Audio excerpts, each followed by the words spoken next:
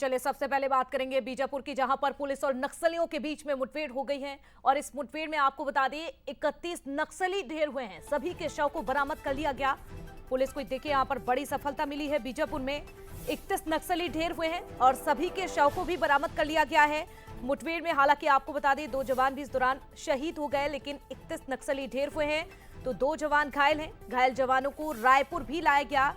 और आपको जानकारी दे दें, शहीद जवानों के पार्थिव शरीर जो है बीजापुर लाए जाएंगे। मारे गए नक्सलियों की संख्या जो है बढ़ सकती है। ये भी जानकारी है कि जो 31 नक्सली ढेर हुए हैं ये संख्या बढ़ सकती है, यानी कि ये आंकड़ा जो है वो बढ़ सकता है। जवानों के साहस को सलाम। सीएम साई की ओर से ये कहा गया कि देखिए जिस तरह से जवानों ने नक्सलियों से लड़ाई की है, जो मुठभेड़ हुई है, ऐसे में जवानों के साहस को सलाम। प्रधानमंत्री और गृह मंत्री का संकल्प पूरा होगा।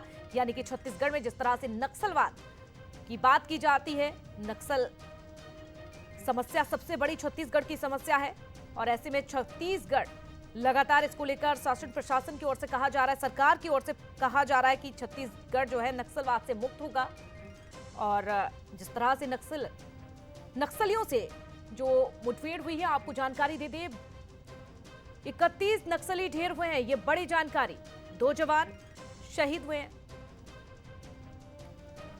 और चलिए आपको सुनवाते हैं सांसद बृजमोहन अग्रवाल और मुख्यमंत्री विष्णुदेव साय की ओर से क्या कुछ कहा गया है इस मुठभेड़ को लेकर, जवानों की सफलता को लेकर। सुनिए जरा।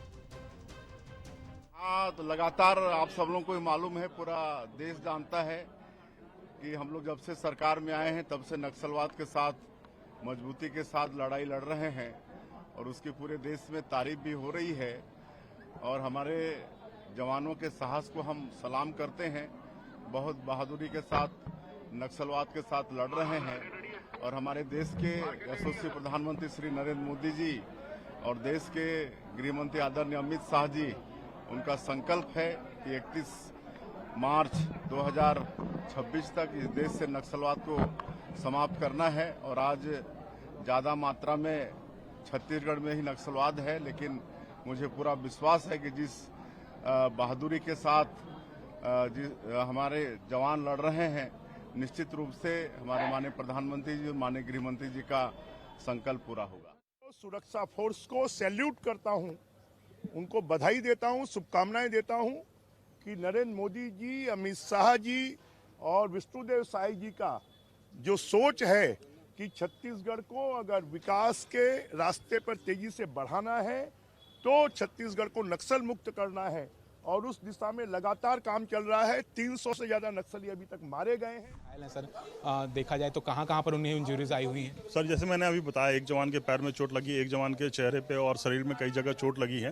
तो अभी इनिशियल इन्वेस्टिगेशंस और जांचें चल रही हैं। जब तक नहीं होता तब तक हम कुछ भी बोलने के समझ में नहीं आएंगे। खतरे से सर अभी बाहर है? अभी ये बोलना मुश्किल है, लेकिन अपन जब इनिशियल जांच कर लें, सब चीज़ कर लें, उसके बाद आपको बता पाएंगे। कब तक देखा जा सकता है सर कि राहत की सांस लेंगे? टाइम लगेगा, अभी थोड़ा इनिशियल इन्वेस्टिगेशन चल रहे हैं। इन्वेस्टिगेशन होने दीजिए, उसके बाद आपको बता पाएंगे। टोटल कितने लोगों की टीम जाँच कर रही है? सर ये पूरी टीम है, डॉक्टर्स, हॉस्पिटल है, सारी टीम है। जिस भी डिपार्टमेंट की जरूरत पड़ेगी सारे लोग उपलब्ध हैं। सर बिल्कुल, देखिए तो लगातार जो है इलाज जारी है।